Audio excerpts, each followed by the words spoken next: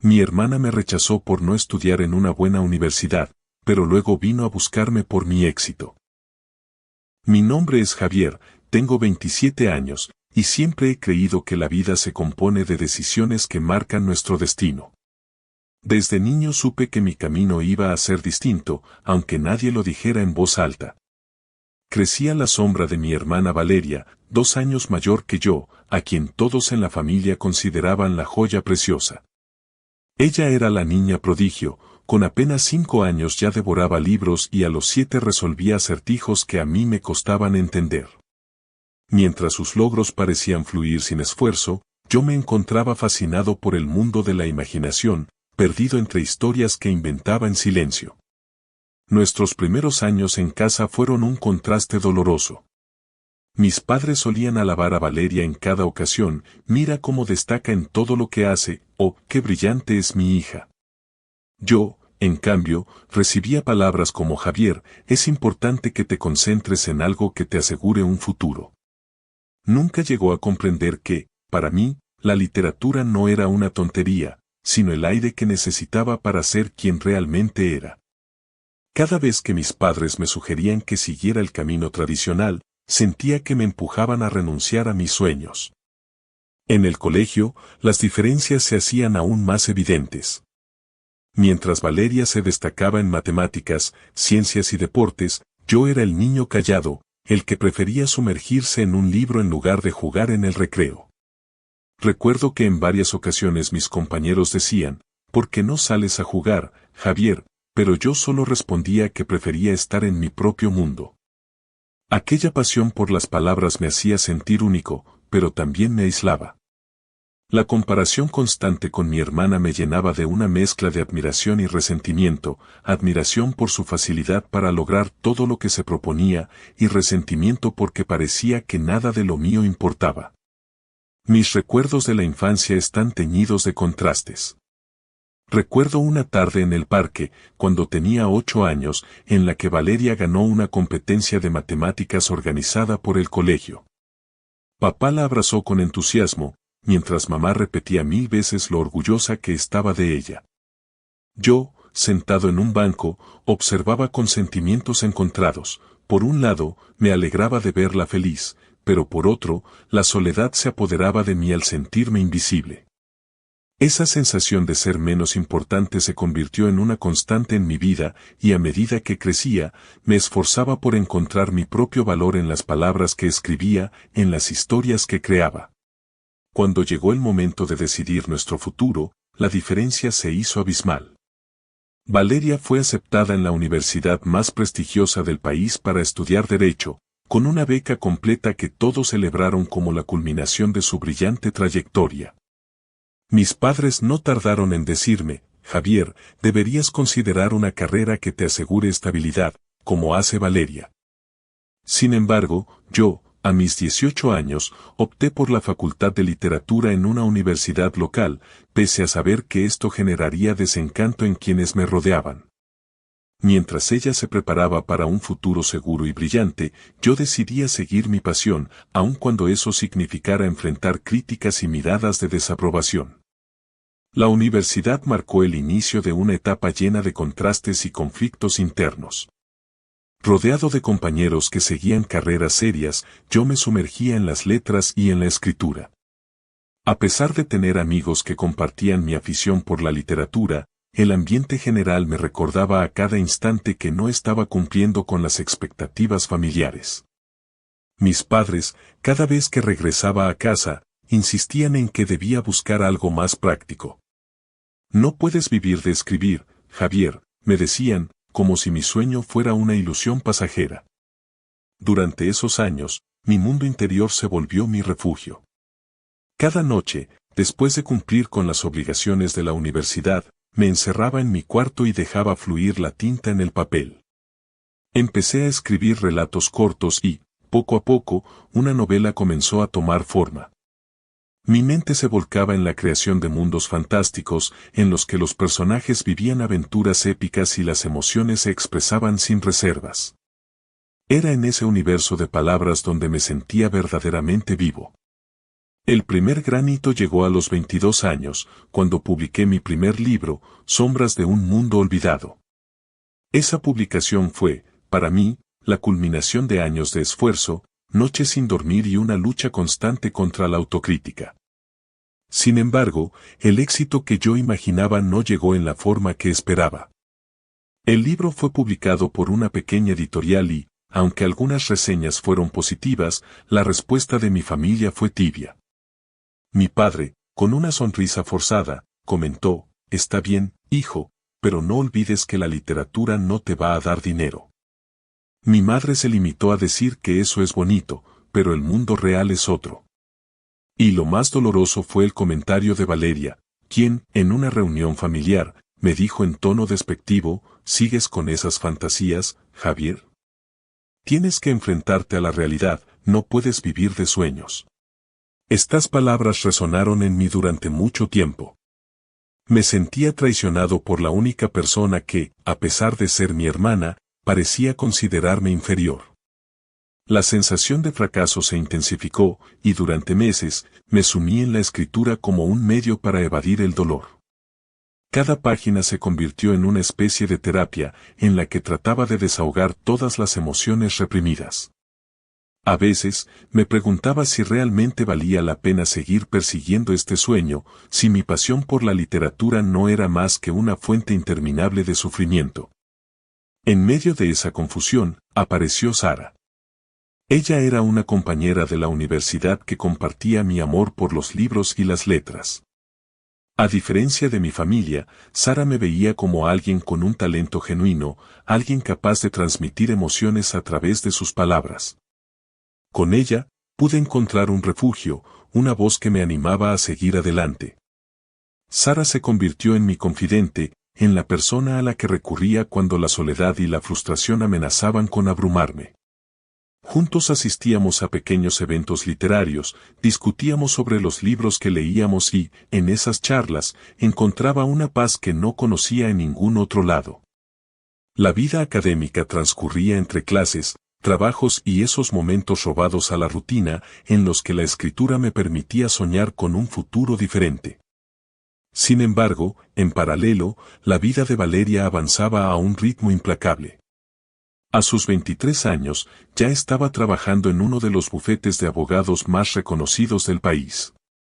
Sus logros eran la comidilla de la familia, en cada reunión se mencionaban sus éxitos, sus premios y las oportunidades que se le abrían. Cada mención era un recordatorio doloroso de lo que yo no tenía, de lo que jamás habría. Mientras ella ascendía en su carrera, yo me sentía estancado, atrapado en un ciclo de dudas y autocrítica. La tensión entre nosotros se intensificó con el tiempo. Durante una cena familiar, mientras todos celebraban el reciente éxito de Valeria en un caso importante, la conversación se volvió inevitablemente hacia mí. ¿Y tú, Javier? ¿Qué has logrado últimamente?, preguntó mi padre con tono casual, pero yo sentí como mis manos temblaban. No tenía una respuesta fácil. Mi única respuesta era hablar de mis libros, de las horas que pasaba escribiendo en mi pequeño escritorio, pero esa respuesta parecía insignificante ante el éxito tangible de mi hermana. A pesar de la frustración, mi determinación no se quebrantó. Mi segundo libro, Entre las sombras del olvido, salió poco tiempo después, y esta vez las críticas fueron un poco más favorables. Aunque seguían siendo críticas constructivas, algunas editoriales comenzaron a mostrar interés. Esa fue la primera señal de que, quizás, mi trabajo empezaba a tener un impacto. No obstante, en mi corazón persistía el resentimiento y la inseguridad. ¿Podría alguien como yo, que parecía ser siempre el soñador fallido, realmente hacerse un lugar en el mundo de la literatura? Una tarde lluviosa, mientras firmaba ejemplares de Entre las sombras del olvido en una librería del centro, sucedió algo que cambiaría el curso de mi vida. La librería estaba abarrotada de gente, y entre los visitantes noté una figura familiar. Al principio, pensé que era parte del público, pero conforme la miré con más atención, reconocí a Valeria. Ella estaba acompañada por Laura, una amiga de la universidad, pero su mirada se fijó en mí con una intensidad que nunca había visto antes. Mi corazón se aceleró y una mezcla de sorpresa y nerviosismo me invadió. ¿Qué hacía ella aquí, en un ambiente tan ajeno a su mundo? Valeria, con paso vacilante, se acercó a mi mesa. Javier, dijo con voz baja, casi temerosa, ¿podemos hablar un momento? La voz que pronunciaba esas palabras no llevaba la frialdad habitual, sino un tono de incertidumbre y algo de arrepentimiento. Con la mirada fija en el suelo, me invitó a acompañarla a una esquina menos ruidosa de la librería. Allí, en ese pequeño rincón, Valeria rompió el silencio. He estado pensando, Javier. He estado revisando todos estos años y me doy cuenta de que siempre te he juzgado sin entenderte. No comprendí lo que significaba para ti la literatura, lo que significaba ese mundo en el que te refugiabas. Siempre pensé que estabas perdido, que no sabías lo que querías. Pero hoy, al verte rodeado de gente que te admira, me he dado cuenta de que estaba equivocada. Sus palabras cayeron sobre mí como una lluvia suave pero constante. Por momentos, me costó mantener la compostura. ¿Por qué me dices esto ahora, Valeria?, pregunté con voz entrecortada. Durante años me has despreciado, has dicho que mi pasión era una pérdida de tiempo. ¿Qué ha cambiado? Valeria levantó la mirada y en sus ojos pude ver la lucha interna. No lo sé, Javier, dijo. Quizás el éxito que tú logras, aunque sea pequeño, me hizo ver la verdad. Siempre quise que fueras como yo, que siguieras el camino seguro, pero me doy cuenta de que eso no es justo. No sé si pueda borrar el daño de los años, pero quiero intentarlo. Quiero apoyarte, aunque sé que no puedo cambiar el pasado. Yo guardé silencio. Las palabras de mi hermana despertaron en mis sentimientos encontrados, alivio por esa confesión, pero también una amarga duda. Las heridas de la infancia y la adolescencia no desaparecían de la noche a la mañana. No es tan fácil, Valeria, murmuré. Me duele cada vez que recuerdo lo que me dijiste, cada vez que sentí que no era suficiente. Valeria asintió con la cabeza, con lágrimas casi contenidas en sus ojos. Lo sé, Javier. Y lo siento, de verdad. Nunca quise hacerte daño. Estoy dispuesta a hacer lo que sea para intentar reparar esto, para que puedas sentir que, al menos ahora, no estás solo. Durante los meses siguientes, nuestra relación experimentó un proceso lento y lleno de altibajos. Valeria se esforzaba por mostrarse más accesible, por participar en algunos de mis eventos literarios, aunque la desconfianza no se disipaba del todo. A veces, durante las cenas familiares, aún surgían comentarios que herían, ¿y tú, Javier? Cuando te vas a dar cuenta de lo que es importante, o es admirable que sigas soñando, pero la realidad es otra. En esos momentos, mis pensamientos se volvían oscuros y mi mente recordaba todas las veces que me sentí ignorado, comparado, menos que. Sara, mi amiga y confidente, fue mi sostén en esos tiempos difíciles. Con ella, pude desahogar todas mis frustraciones. En largas charlas nocturnas, entre risas y lágrimas, ella me recordaba que cada uno tenía su propio camino y que lo importante era ser fiel a uno mismo. Javier, tu talento es único. No dejes que las expectativas ajenas te hagan dudar de lo que eres capaz de hacer, me decía, y en esos momentos encontraba un poco de luz en medio de la oscuridad. Por su parte, Valeria comenzó a mostrarse más sincera. Poco a poco, me contaba sus propias inseguridades, las presiones que había sentido al tener que ser siempre perfecta, lo difícil que había sido vivir a la sombra de las expectativas familiares. Yo también he sentido el peso de ser la buena hija, me confesó en una tarde mientras caminábamos por el parque.